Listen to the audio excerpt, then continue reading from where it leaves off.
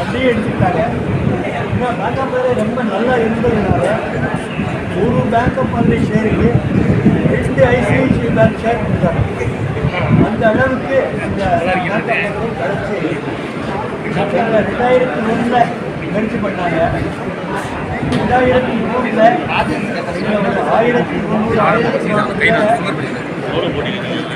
கட்டாயமாக வெளியே அனுப்பிட்டாங்க. எங்களுடைய கோரிக்கை அகிலத்திய அளவு ஏற்கனவே வாய்ப்பு அப்படின்னு ஒரு அக்ரிமெண்ட் ஆயிடுச்சு. இந்தியாவில் எல்லா பேங்க்காரங்களும் அந்த வாய்ப்பை பயன்படுத்தி எல்லா பேங்க் எம்ப்ளாயிஸும்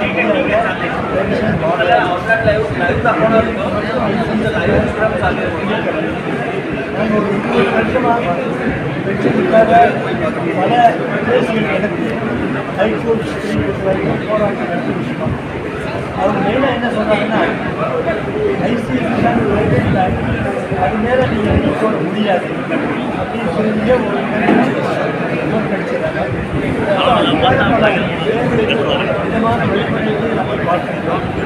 அதுபடி கேஸ் ஆரம்பித்து புதிய கேஸ் நடத்தி எல்லாருடைய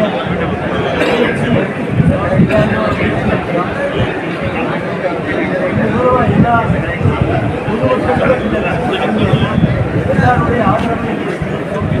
ஆதரவை நாங்கள்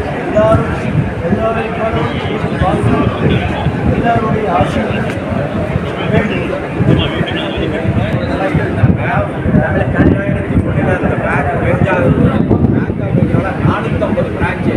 ஐசிஐசியில் 70 பிரான்ச்சு. ஐசிஐசிஐ இந்த லெவலுக்கு வந்திருக்குன்னா அதுக்கு காரணம் பேங்க் ஆஃப் பரோடா தான்.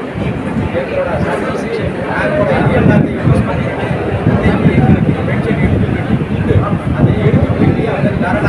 அதை வந்து டெக்னிக்கலாக வந்து இதில் தான் வந்து ஐசிஐசிஐ நிர்வாகம் குறிப்பிட்டாங்க. நாங்கள் இன்னைக்கு வந்து பென்ஷன் வாங்காமல் கஷ்டப்பட்டது 1000 பேர். இந்த 1000 ஐசிஐசிஐ பேங்க்கில் ஒர்க் பண்ணி தான் ரிட்டையர்ட் ஆகிருக்கோம். ஆனால் நாங்கள் 1300 பேர் கஷ்டப்படுறோங்கிறது ஐசிஐசியோட டாப் லெவல் மேனேஜ்மெண்ட்டுக்கு தெரிய விடாத அளவுக்கு மிடில் லெவல் மேனேஜ்மெண்ட் இந்த மேட்டரை டீல் பண்ணுறாங்க. ஸோ உங்களை மாதிரி மீடியா தான் எங்களுக்கு உதவி புரிஞ்சு ஐசிஐசி நிர்வாகத்துக்கு இந்த 1300 பேர் பண்ணுற கஷ்டம் நாளைக்கு எங்களோட பிரச்சனை சால்வ் ஆகணும் அப்படிங்கிறதுக்காக